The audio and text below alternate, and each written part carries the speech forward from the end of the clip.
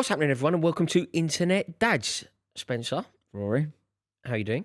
Very well, thank you, mate. Very much enjoyed our first episode. Good fun. And we're back for more. And we are back for more. I mean, it feels very intense. I feel like I'm on a knife edge at the moment. Really? Yeah, because who knows? Who knows? We are now rapidly approaching our due date, our DD. D-Day. Yeah, indeed. Delivery day. There's lots of Ds there. Well, this is a big thing, isn't it? We mentioned this last episode. Obviously, you got your second baby on the way. And yeah, I mean, I think I've got some thoughts on when we went from 1 to 2. But before we get into that, like, what is in your brain right now? What are you thinking? Are you a mixture of excitement, nerves? No. Are you ready? No, none of the above. Really? None of the good words. All of the bad words. All of the intimidated, totally focused, obsessed about how it's going to be, fearful, anxious, all of those things. Because it's now, do you know what we are officially now, which is why I think it's hit me? We are now officially classed as full term. Yeah, of course. After 36 weeks, yeah. We are officially, and I was told that this morning. Yeah. So we are now officially full term. Yeah. Which has now made me go, okay, you know, prior to today, it was like a concept. It was like, I'm going to be having it. Yeah. Whereas now it's like, oh my God. And also somebody we know who had a due date after us has had a baby. Yeah. Well, this is the thing, isn't it? So for those that don't know, what that means by full term is it basically means that if the baby came now, it'd be absolutely fine. There'd be no concerns about it. You know, and that's not to say that things can't go wrong. Of course they can. But before that, it would be considered preterm. Yes. And it would be considered, so our first was 35 and 5. So it's like 1 day before being considered full term. So he was fine. He came a month early, but he was absolutely fine. We were out of the hospital within a few days.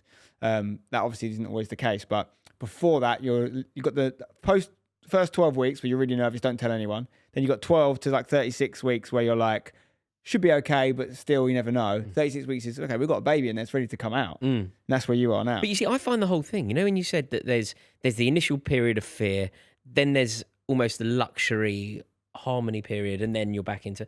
I've just been terrified the whole way through, to be totally honest with you. Terrified about the doubling up? Everything. Absolutely everything. Like, whatever anxiety there is to feel, I feel a little bit. Like, whatever it is. So I'm worried about the added responsibility. Do you know, it's got to the stage now where I will not take on any more responsibility, no matter what it is. So we're having a bit of work done in that, like, by what I mean, like, literally touch-ups in the house. To the guy who's doing it, I've just been like, don't talk to me about this. Talk to it like, I'm not taking responsibility. I played football the other day, and somebody who played wasn't very popular. It's like a ringer who came in, not popular at all, because he was bossing everyone around. I loved it. Because I didn't have to take any responsibility. Okay. He played the ball into my feet. He'd be turn out. Sounds like the sort of thing I'd do. It was like, this is perfect. Because in my life now, I'm just feeling like one child, a wife who is now obviously going to be off work, another child on the way. I'm now crushed by responsibility and fear. Is this natural? And on that note, episode 2 is about what to expect when you're expecting, which you very much are any minute now. Yes. So it's interesting. So I didn't think I had the same concerns between 1 and 2. And I was very aware that there was going to be more to do and there's going to be less. You know, they always say, 2 to 3 is harder because they say with 2, the mum can have 1, dad can have 1. With 3, where does the third go? But 2 to 3, you're not normal. 2 to 3, you're insane, aren't you? Well, no, but I think. Are you going to have a third? Is that what you're telling me? I think, I would like to, yeah, but we've got, maybe not right away, but 0 to 1, I think is the biggest change, personally. 0 to 1, because you're going from having a life to, your life is changed forever, and you cannot do the majority of things you used to do. That is the biggest change for me. 1 to 2, I don't think it's that bad, personally. Now, I'm coming from a position of, I've got a really hands-on mum in Alex, who's amazing. I've also got a lifestyle that allows me, I'm away on weekends a lot for football, but I'm also very hands-on in the week as well, and I'm really involved in their lives.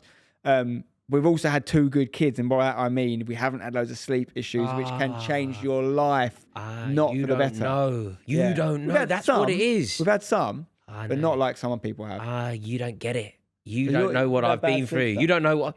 I didn't go to sleep for 2 years. You don't know where I'm from, dog. Yeah, you don't know. You don't... Mate, this is...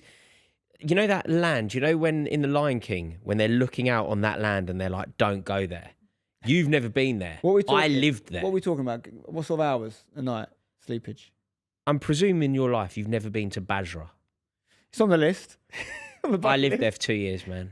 I lived there. Metaphorically. It was literally no sleep for 2 years. Zero sleep. I didn't go to bed. That can't be true. I may have. Come on, I may have grabbed 40 winks here and there, but I genuinely didn't really sleep. My kid was wild, total lunatic. She had something called colic. Yes. Okay. So we know. Yeah, I know about this. She had something called colic, which Yeah, basically meant that between the hours of 6 p.m. and midnight, she screamed. Mm.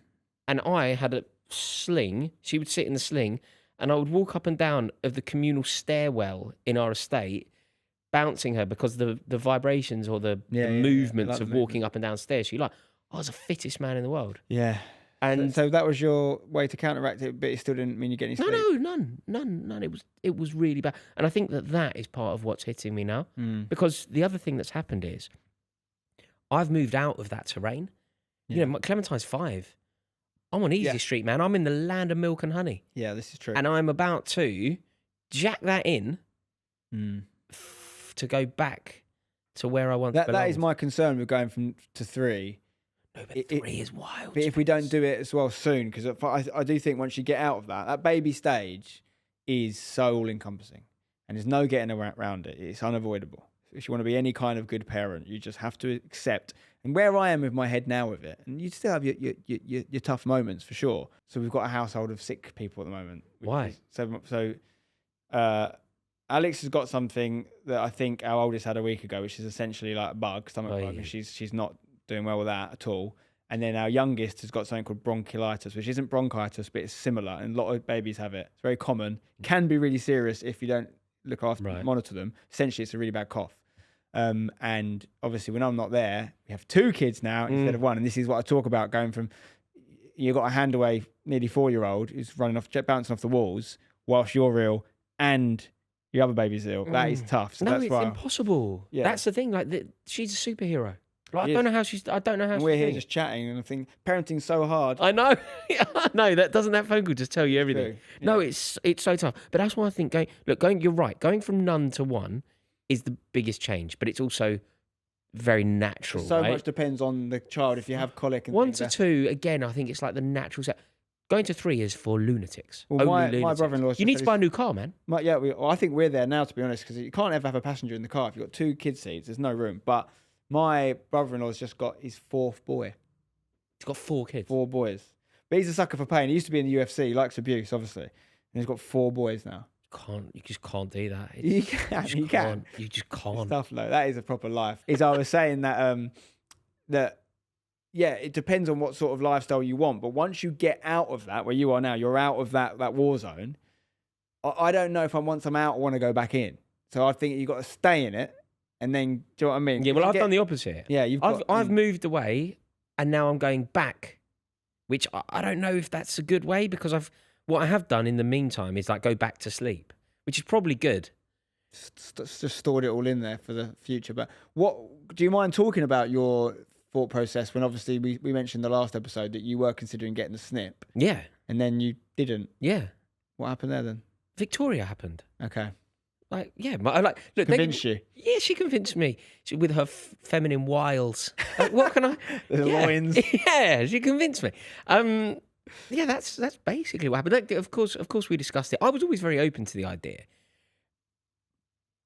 as a concept, and now suddenly it's a reality, isn't it? Do we think now after 2 it will be snip? No, City? that is it. 100%, guaranteed. No, that is it. Will you do a live snip on the show? Yeah, passionately, absolutely passionately. I can't tell you. I know that most people wouldn't be excited about this, but I can't wait. You said last episode your fantasy. Yeah, I think about it because do you know why? Because at the moment, I mean, not at the moment, because Victoria is massive, but when she, some people like that. No, it's awkward though. Angles, man, it's very awkward. But when I have sex, if I know that there is potentially a pregnant, it's gonna I can't commit to the sex. Yeah, properly. You want it just off the table. Yeah, I want it off the table, and I want to be able to enjoy sex again. But it's never off the table because you can get unsnipped, of course. No, I have a friend who's done this recently. That's wild. So what is he doing? Basically, new girlfriend. I won't go into who this is. Is it a new girl? It's someone I know very well. They had 2 kids when they were younger. They're now in their 40s. The kids are teenagers. They've now remarried. The new wife wanted a child. but he'd had the snip 10 years ago. But what I will say this, and again, this is not expert medical advice, so please do consult experts.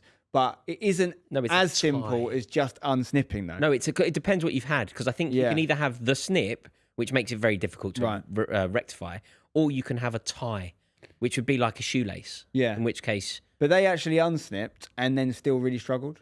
So, and I think they used IVF in the end to get it. So it's one of them. It shows you how your headspace can change over a period of a decade. Say that he was definitely don't want kids. I really want them. It's actually really hard now, so I've got to do IVF. Look, I don't know your friend here, but let's kind of think about what's happened here. He doesn't really want another kid. Well, but maybe you meet a different woman. Look, I don't know your friend, and I am sure that you know the situation, and I could be completely wrong here. But my theory that I shall now profess.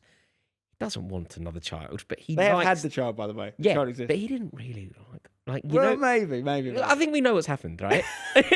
He got to the stage in his life where he's like, I'm not having any more children. He then liked this younger girl, who went, I like you too, but I want children, and he went, yeah, all right. But it is very possible that over a period of, we're talking, I think his oldest child is 15, 16, like that you just change your mind and you then want to have a kid again with a different person. That is also possible, Rory. Maybe unlikely, but still possible.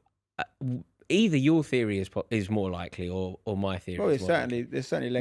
My suggestion is that I know what's happened here. Well, we're talking about so it's interesting, right? Because you're looking at it from a perspective of someone that is very pro snip and wants to snip. I don't know if I ever want to get the snip. No, but that's because I don't want to ever not have the option. No, you love it as well. But I also feel like, and this is in no way, I completely respect your want to do it, and good luck to you. I've got lots of friends who've had a vasectomy. But for me, it's like, I don't know, it's like one of my God-given powers, skills. And I want to always have that ability. What? You are the god of procreation. Listen, all I'm saying is this. This is some interesting stuff for you here. When, I told you the last episode, when we first started talking about having kids, I wasn't sure if I wanted them at that time. I wasn't in a great headspace. So we broke up, and we'll do a whole episode on that one day. Before it got to that point, I went and got a fertility test. So I thought, let's just find out if I can. I don't know why. Maybe it's because when I was a kid at school, I used to get punched in the balls a lot. I thought maybe they might not work. That's the thing with actually having a baby, though. Until you know, you don't know. Exactly. So I wanted to know. So I went to have the test, right? Now, this is interesting. Now, this is me being a bit of a mug. And I didn't get the intel up front before I went for the test. But when you want to go and test your fertility, which is, you essentially masturbate and you give a sperm sample, right? Where? What, like at home? No, you do it in they give you magazines. Magazines? Yeah, it's the same. Surely they give you a Wi-Fi. It's the same when people do. No, actually, to be fair, for me, it was a little TV screen. I didn't turn it on though. I went au natural, if you're wondering. Did you? No, you're just saying that. You didn't. I swear I did. Lie. I swear I did. It was not a good selection, Rory. No. Not the sort of stuff I'm into. You're worried that you're going to be accused of not thinking about your beloved. No, it's not that. I'm not saying that's what I was thinking about. Oh, right. But I'm just saying I didn't use their selection. But I think when people's sperm don't, it's the same. You get a little booth. Anyway, the point is this. They didn't warn me beforehand that when you go and do that, you need to abstain from sexual intercourse for at least 1 day, maybe 2 days, because they want to keep your sperm count high. Because the idea is, if you've just had sex and then you do a test on your fertility and it comes in low, it doesn't mean you've got a low sperm count. It's because you just had sex. Right. They want you to be you've got clean. To save up for a bit. So I didn't do that. So I had sex the morning of the test. Good, son. Yeah. I go there. He tells me, he goes, before you do it, when did you last have sex? I went 2 hours ago. And he's like, right, it's not going to work. I'm like, what? He's like, it's not going to work. It's going to come back, low sperm count. It doesn't mean you've got low sperm count. And I said, shall I do it anyway? He went, do it anyway because you're here now and you paid for it. But you're going to have to do it again. I was like, cool. It worked, mate. It was high. It was more than high. He was like, his literal words to me, you have unbelievable swimmers because that shouldn't have worked and it did. Wow, the king of sperm. And I have got a good record when it comes to actually intentionally impregnating people, or person. It's pretty high, mate. It's pretty high. No, well, we've established this when we spoke before. You actually, unfortunately for you, in my opinion, have a pretty much 100% strike rate. Not quite, but very close. That's very terrible, close, man. Yeah. I actually pity you. Yeah, and that's the danger. And what people, again, we're going a bit off topic here, but what I didn't properly understand, if you're talking about people that get pregnant on one night stands, right? You know how unlucky that is. I don't know how that happens, man. It's so unlucky because the woman actually, you learn about ovulation. First off, like a day. Yeah, it's like you've got a very specific window, and I'm doing that shape, I don't know why. Very specific area, a time of the month. So if you accidentally impregnate someone, it's actually so unlucky. No, I know. I know. I was taught that if I ever had unprotected sex, or sex at all, to be totally honest, which was very unlikely when I was at university, but if I had sex, that I was going to accidentally impregnate someone, Yeah. which made me totally like terrified. What I don't want to do is for people to hear this and think that is now a license No, to go and not trust use me. protection. I will tell you the truth. Go and do it.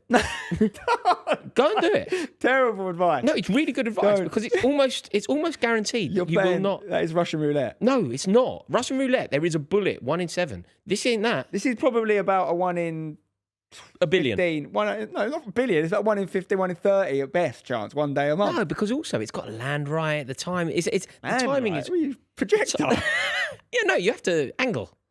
You might not be doing different. Who knows? What It you're is up to. unlucky if you do it. So But it happens unlucky. all the time. Happens Yeah. all the time. But I mean, there's so much to talk about here. But what we want to do today is try and focus it on what you're going to be going through now as someone who's about to have a baby, but what also happens in the earlier months and then that initial period when the baby arrives. So you've obviously gone through it once before. I've gone through it twice. And this time around, you're more nervous. What were you the first time? Oblivious. Just didn't know what No, to I was expect. oblivious. I thought it would be absolutely fine. I also managed to like work up this totally inaccurate fantasy that my life would continue exactly as it was. Yeah, that's nonsense. Complete nonsense. No, I had visions of me sort of going into the West End wearing a sling and everything would be normal. And no, do you know what? My wife brilliant. Victoria, do you know there's a line that she says to me probably like once a month, which is the line that I said when we got home with the little thing, you know, carrying it home, and it was late. And this is the line that Victoria will always say to me: "Wake me up if you need anything." We got in, and about 10 p.m. nothing really was happening. The kids in the thing. I went, probably going to go to bed. Wake me up if you need anything.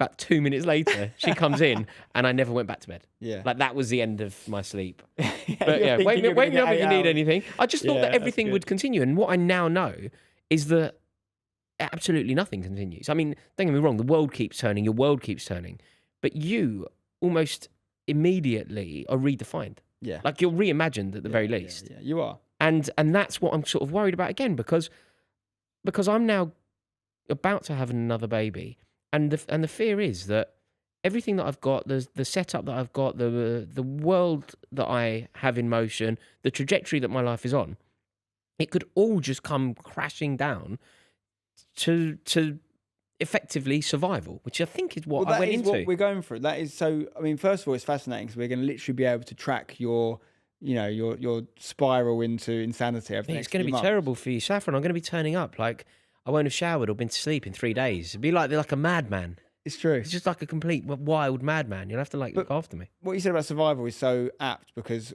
how I look at it now, and it's easier said than done, I know, but when we're having a rough period or it's like now when the kids are ill and stuff and it's quite tough, I just sort of say to myself, like, this is that period of your life. This is that, whether it's multiple kids, 1 kid, 2 kids, whatever.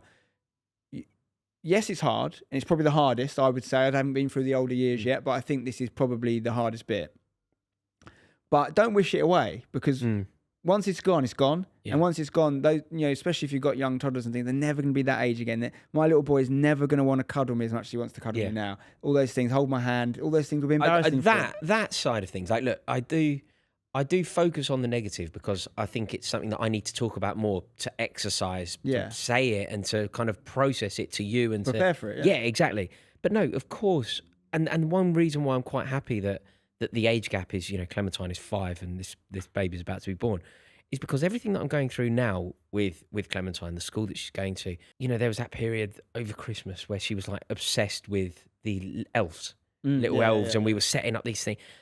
I'm like delirious. I'm over the moon that in 5 years' time I'll still be doing that because I love it. And it's so exciting, and like the passion and the excitement and the total gullible belief from my daughter. I don't want that to stop, and I don't want this to be my only experience of it. So all that stuff, I'm totally inspired by, and I can't wait for that. With the rough comes the smooth. Like, to get the good bits, you got to do the tough bits. I know. But the reason that I think it's certainly more important to talk about the bad bits, and why I prefer to talk about the bad bits, is because it's therapeutic. Yes. I know that I'm going to adore if we were to focus on the positive, I know that I'm going to be besotted by her. Yeah, of course. I know that I'm going to do anything for her. I know that I'm going to love her in a way that I can't even. I'm not clever enough man to articulate the love and the like partisan support that I will demonstrate for this kid. I'm just so scared of being awake at 3 a.m. and having to put the washing machine on because she's been ill, and then I'm going to have to go to work, and then my wife is going to be totally exhausted. And it's the trenches, isn't it? There's no getting away from it either. And we can sit here and talk about these strategies and how it, you know, the good things of it. When you're actually in it, it is just minging. It is just the worst thing ever. And like, you know, I remember one of my mates, actually, my oldest is godfather. If you like #United, you know him, legend called Faisal Manjdog Manji. Yeah, I remember him. So he was round once, early days. I think it was the first time I'd looked after our oldest on my own. Don't know how long it was. But he was round helping me out. So I got him in straight away. No, he probably was 4 or 5 months. I don't know. And he just wouldn't go to sleep and he wouldn't stop crying. And I had a bit of a meltdown like in front of my mate. And I remember my mate was like, you know, I've got the baby down or whatever. But Faisal was just sort of like seeing, I think he realised as a man who's a single man, all that sort of thing, like, okay, I might have quite a good setup. It made him appreciate it. And actually, funnily, what happened is, his mum, who's someone I've known Faisal since I was 7, and his mum is a really close friend of mine as well. And she ended up actually a massive help for us. Well, still now, she often looks after the kids and stuff. Really? And I think he engineered that happening because he saw that I was struggling, and we were struggling a little bit at the time. And like in that moment, I wouldn't listen to a word I'm saying right now about how you don't wish it away. I was like, this is awful. You're on the brink. You can't escape that. It's gonna happen to you because you can't rationalise it either. No. And you know when you're that sleep deprived, like and anybody listening to this now who's kind of going through that period, like it is reassuring to know that it ends. Yeah, of course. But it's also such hollow words to hear. Yeah. Like if somebody is listening to this and they have a 4-month-old and they haven't slept properly for 4 months, and we go, cherish this. They're going to punch us, and rightly so. Yeah. Cherish these moments. Shut up, you idiot. I haven't slept for 4 months. I think we're going to obviously tackle the hard stuff, and we've done a lot there and talked about. We're not going to get away from that, and I think it's really, you know, good of you to share those fears. Yeah, I think, but let's also counterbalance it with the positives, right? Yeah, so for me, absolutely. speaking from my experience, right? If you ask my missus or people who know me, like I say, I'm a fairly stoic person. I could probably tell you the amount of times I've cried as an adult on one hand, definitely. You know, and it's usually at a funeral or something like that. I'm quite not that guy. That for me, at least, completely changes once you have kids. So when my oldest was born, I literally cried my eyes out. Yeah. Like, and Alex was quite surprised at the time. I mean, so first, we talk about deliveries as well. So first delivery was supposed to be all natural, everything, but it wasn't coming down. So it ended up being forceps delivery, which is not very pleasant for the mum. And we got him out, but obviously I was going through all that. The minute he came out, literally like bang, and which was very unusual for me. And but it was such, and it wasn't like I hadn't thought about what was going to happen. I hadn't prepared for it.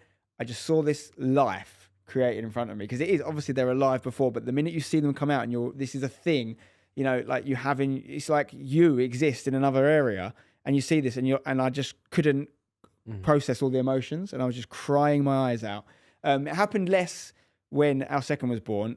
That was an emergency C-section in the end, so that was a bit more traumatic, and Alex was struggling a little bit at first when he came out, and it was very much, she didn't even see him for the first hour of his life, and I was giving the baby, and I did both times obviously cutting the cord and all that stuff, but also like keeping an eye on Al, because she lost a lot of blood, and it was all a bit and that was less emotional and more like, let's just get through this bit.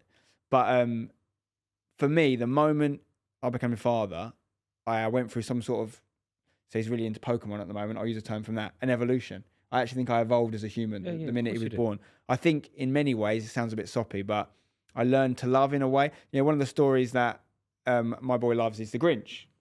And at the end of The Grinch, they say, what happened to him that day? And they say, oh, maybe his heart grew 3 times bigger that day. I think my heart grew bigger the day. I think, and this is in no way a reflection on Alex or anyone I've had relationships with in the past, but I was a little bit of a closed shop emotionally in some ways. And having a child, for whatever reason, was the key that unlocked me. And it taught me how to love. And everyone, I think, you have a newfound, you think you couldn't love your partner anymore, but then they then you create this life for you, and you're like, wow, this newfound appreciation. And then obviously you have this new child to love as well. So for me, it was a massive moment in my life. Yeah, huge. I mean, it's very interesting to hear you speak like that, and I totally empathise. Do you know where I get it?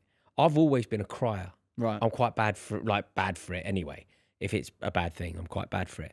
But do you know what happens with Clementine? Like, I get choked. There's little things do you know the other, we've got that Strictly. She loved Paul Merson on Strictly. Loved him. Like, he dressed as a cowboy one week. And she just went mad for him, honestly, because he was dressed as a cowboy. She just loved him. And I kind of love Paul Merson anyway for very different reasons. But when we're watching it, so Victoria and I will be sitting on the sofa. Clementine will be up, sort of trying to do the moves and emulate. I just get choked. You know what I mean? My eyes immediately water when I see her trying to do that. Just seeing that. Yeah, little moment. We've had the thing with the, like, at school now, nativity and that. You know, she's a star, or just like doing this little tap dance as a Pride is amazing. and I just like, it just totally chokes me. But well, my little boy did his first jiu-jitsu lesson the other day, and he wouldn't. I've taken him to football, done loads of football, and he had a slower connection to getting into football. But my life is so football, and I've done football. Yeah. Because I experienced that as a child as well. So it's not so much of a thing. But seeing him do jiu-jitsu, which I didn't do as a child, and I only discovered as an adult, I was very, not emotional, but like, he didn't stop smiling the whole session, which made me really happy. And he's so proud because he's a little boy, and he's doing this stuff that's probably quite scary. And I was just like, I couldn't wipe the smile off my face. My brother telling me about his daughter scoring, like, getting Player of the Match award at a football game recently, scoring all the goals. And he said he was more proud of that than any goal he's ever scored in his career. Apart from the one at Wembley. I did say that. Yeah, maybe not that one. But it is an evolution that happens to you, I think. And I think that's, if you're about to have a child, maybe watching this. Yeah.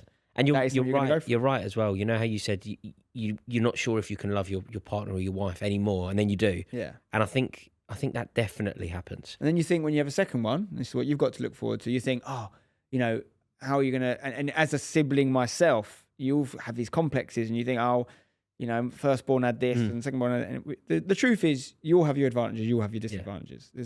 We've all got complexes, and they're all probably right. They're all probably based on things that are legit, but it's not like the parents did it on purpose. If you're lucky enough to have good parents, then you just say, for whatever it is, they tried their best, and that's what it is, right?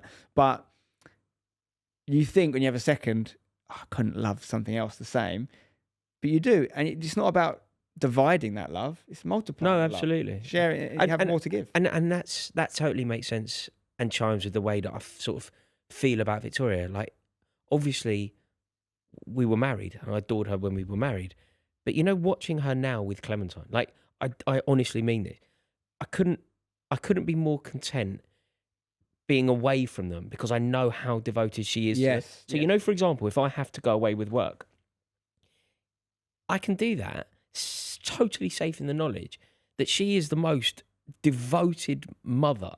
That, like, honestly, her entire life now just revolves around making sure that my daughter's happy. So much so that I can feel very liberated and go, well, look, I am going to go to do the overlap in Manchester, and I'm going to stay tonight because you're in. You know, I can just feel so free, and therefore you do love them more, because they kind of become a different person, not a different person, but an additional person. Yeah, she goes from being like a good girlfriend to an amazing wife to the fulcrum of the family. And no one can do that job for your child like the mother can. There's no one in the world that will ever care. I think it's important to tell them. You know this. I've just said it to you. I don't think I've ever said it to her. Should probably have done that. Like, you know, if anyone, no, I'm joking. And also, you should do it to our mums as well. Yeah, oh no, our mums as well, because that's something that maybe isn't done enough. And that's another thing that happens actually when you have kids, is it redefines your relationship up as well, because you start to think about what they've gone through, and you start to maybe find a bit more empathy and sympathy for things that parents go through in general. And I think that it's a crazy thing, man. Like, it really is. And maybe if you ever had any sort of preconceptions about like what a stay-at-home mum was, for example, like, I think that is the toughest and most important job in the world, if they want to do it, of course. There's other setups available, but like, that is the best job in the world. Like, if you can do it, I couldn't do it. I wouldn't swap places. Anyone else it's the hardest job in the world. If you're watching this and you think that, you know, because me or Rory might, every setup is different, but we might go out and do things and work that brings money in for the family, that we deserve any sort of credit for that. Let me tell you, I would not swap places in a heartbeat. And that's not to say that I wouldn't want to do it. I couldn't do it. And you know, again, I'm generalizing here. I don't want to get myself in any trouble, but generally, the woman and the mum is better at that sort of thing. I think for the first few years, in some experience, speaking from, the dad's job is just to help the mum. Mate, I've done a day. I did a day where I was totally in charge. It was honestly like ridiculous. Yeah. I was so out of my depth. I didn't know what day it was. The house was tip. I couldn't do anything. I remember actually, Victoria, this is when Clementine was at nursery. Victoria was working that period on Dancing on Ice. she had a shoot, but she had to go early. Like, she's never been away from Clementine for a night. Even now, she's 5. Never been away. Wow. But she went out really early, possibly 5 a.m., something like that. So I was in charge of getting Clementine ready for nursery. Such an easy task, such a mundane task, such a sort of routine task, you would think. It totally reshaped my appreciation of what Victoria did. 100%. I dropped Clementine to nursery, and she had this lovely girl. It was a little nursery in West Hampstead. She had a lovely girl that used to look after her called Kaylee. And I basically handed her over, and I went, she hasn't eaten, she hasn't got a nappy on, nothing's happened. Everything that used to happen, everything that you would expect. Like, Clementine would usually go to nursery in a nappy, totally ready for the day, having had breakfast. Yeah. Mate, she weren't really dressed. She certainly had breakfast. She didn't have a nappy on. And I was like, there you go. Victoria will be picking her up. I'll see you later. Yeah. I was like, I can't do this. They're so skilled Yeah, at that. mate. And, you know, the fellas, if there are fellas listening who do that job, Yeah. you're equally skilled. You know, Yeah, it's not yeah. specifically. It just happens in my relationship. It's my wife who is the skilled parent. Yeah, and I was if going to you're- say mother, but she's actually the total parent. If you're fortunate enough to be in a position to do that, it's such a noble profession. Yeah. I definitely would sort of urge any caution on behalf of anyone that is thinking it's not. No, because it you're an really- it idiot. really You is don't the realise it, best but you're an thing. idiot if you don't see the skill in being a. You know, when people say I'm a full-time mother, Yeah. they're heroes, man. Yeah. Like, complete I'm heroes. going to get some serious dad points here. Not this a competition, but I might be winning. Quite early on. Well, so to caveat that, Alex does everything. Like, just like what you said, Alex is by far and above I've come into a little bit more with my oldest now. He's obviously a boy, and lots of boyish things we do together, and I love spending time with him. But certainly in the baby stage, I'm completely hands off. That being said, quite early on, when I could see I was struggling, I did say, go and take a week's holiday. And I did a week.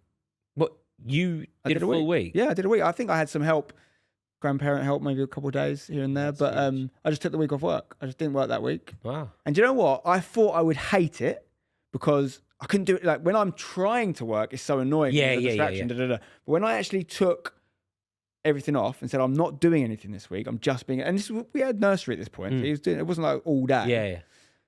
I actually found this new sense of purpose, and I was just get joy that I would never normally get out of emptying the dishwasher and like doing these little thingies. I'm not saying I want to do this every week. Do I you definitely still wouldn't do that? Do you contribute to that sort of stuff? I'm not as much as Alex would like, I'm sure, but like, I'm not trying to say that I could do that every week. I definitely couldn't and wouldn't. I think because I knew it had a start and an end to it, and it was like a week, giving Alex a holiday with her friends so I can do this. I actually loved it, and I thought I'd hate it. The old me would have hated that. And did Alex enjoy the holiday? I think so. She loved it. Yeah, she enjoyed the yeah. Yeah. And that, I think, what a gift to be able to give to someone who does so much. And it came at a really good time for me because it just gave me a new lease of life. Yeah. Sometimes I have a thing about, you know, when you have too much choice and too many options to do, it can quite paralyzing. You don't know what to do. Sometimes when something, you know, you haven't got that option anymore. A great example is you go to a petrol station, there's 30 chocolate bars. Really hard to choose one. Yeah. If you go to a petrol station, there's 2 chocolate bars. No, it's Netflix. It's so easy to choose one. Netflix. Yeah, which is your favourite? Yeah, it's Netflix. So isn't it? sometimes it's like, well, Spencer, you're choosing between emptying the dishwasher and taking the rubbish out because you've got to get these jobs done because you've got a kid to pick up, and then you're going to have to be with him for the next few hours. You don't worry about work stuff and all these other things which ultimately are insignificant long term. Yeah.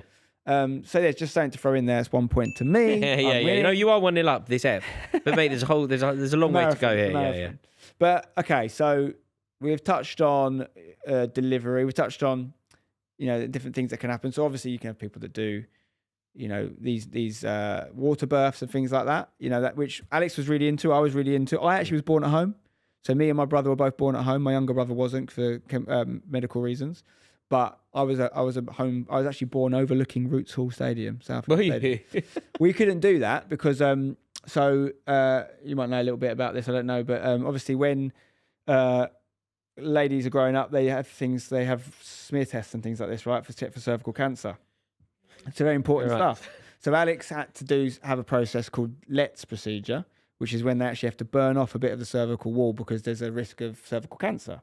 And I don't know if we were warned properly at the time. Maybe we were. But that does make it harder to have children when that happens. Right. So long story short, because of that procedure that Alex had, whenever we have a baby, we have to have something called a cervical, not cervical, stitch.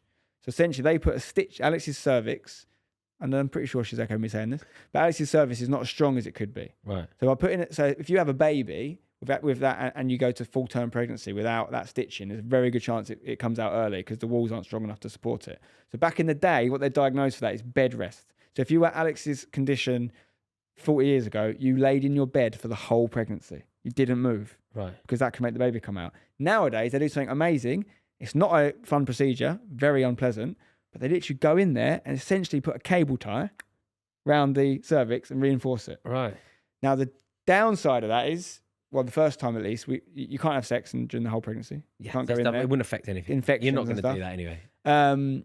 And you can't. You're treated as high risk, so you can't do any of the newfangled stuff. You have to go into hospital and have a classic birth, and they have to obviously take the stitch out before you can have the baby. So we had to have a stitch for both our kids.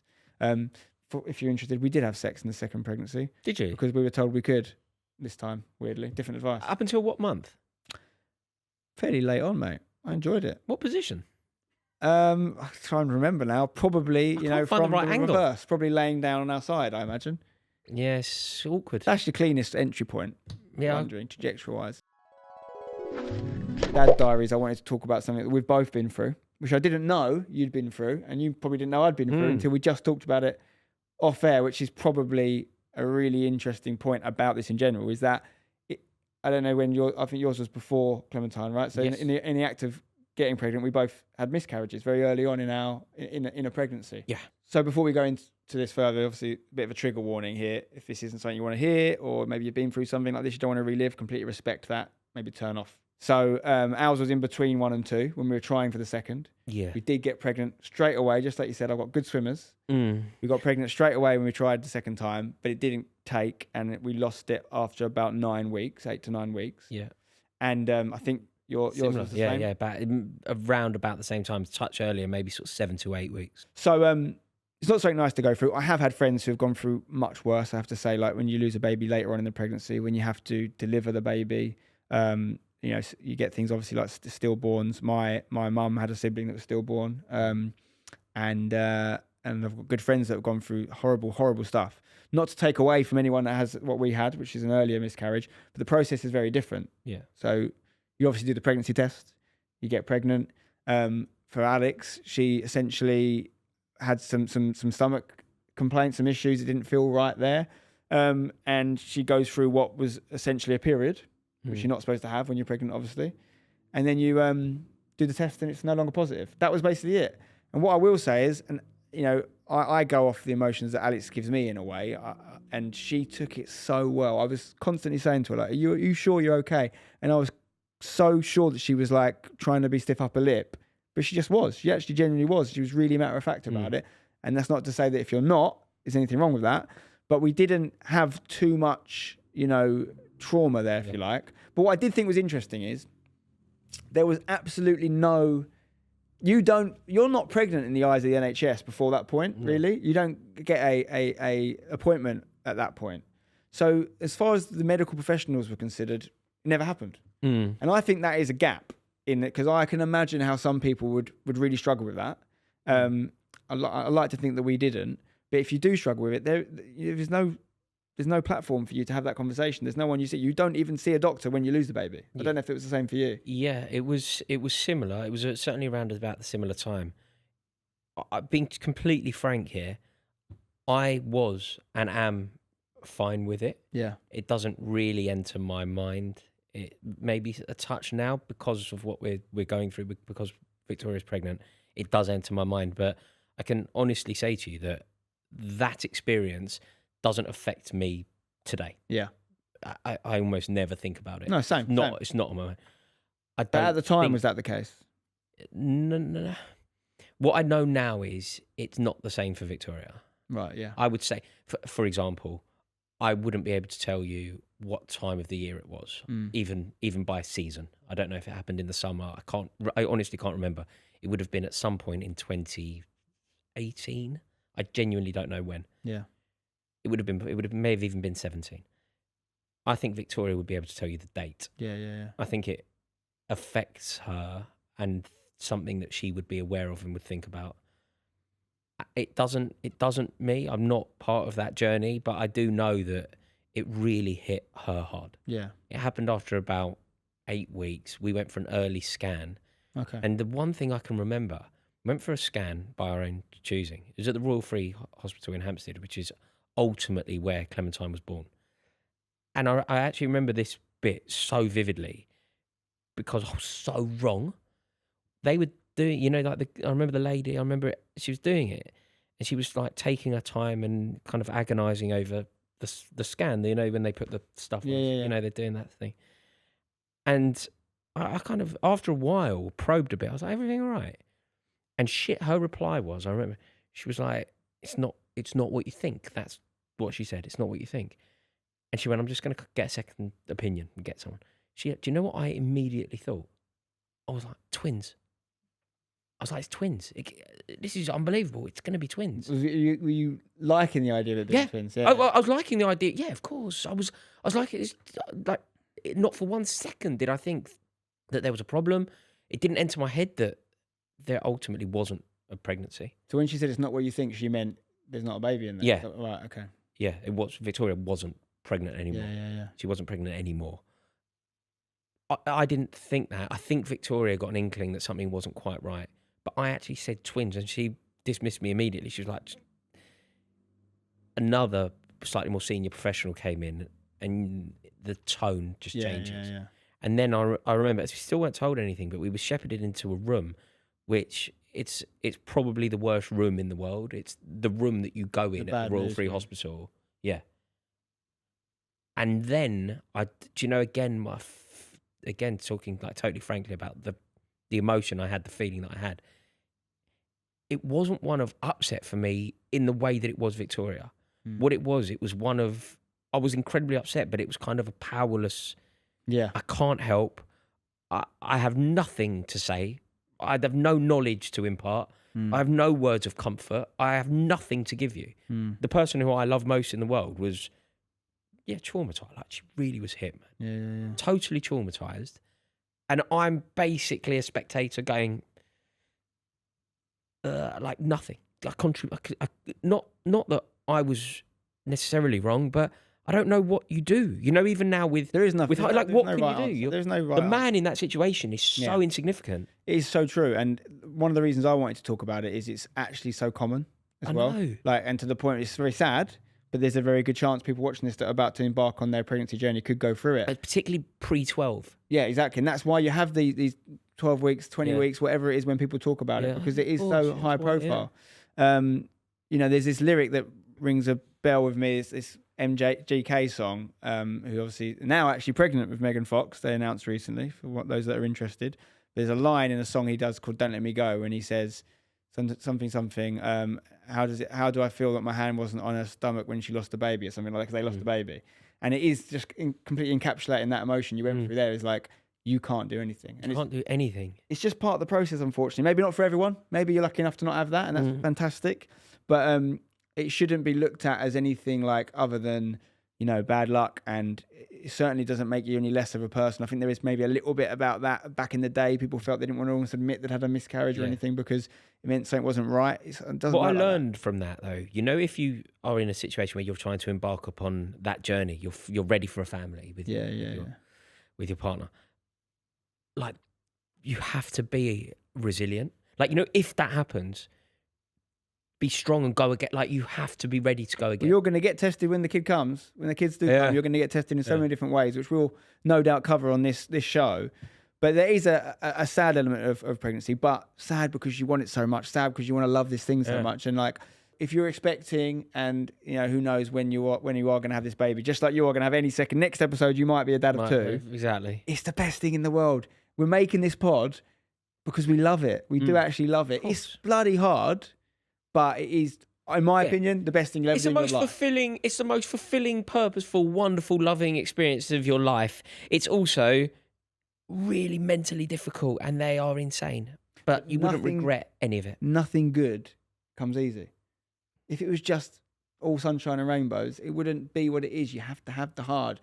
Analogy I always use, an ice bath. You feel so good after an ice bath. It's the best thing you can do for you. But it's minging at the time. Mate, you're like Desiree. These words of wisdom. I get that a lot. Desiree comparison. But, right, should we wrap it up there? Let's do it.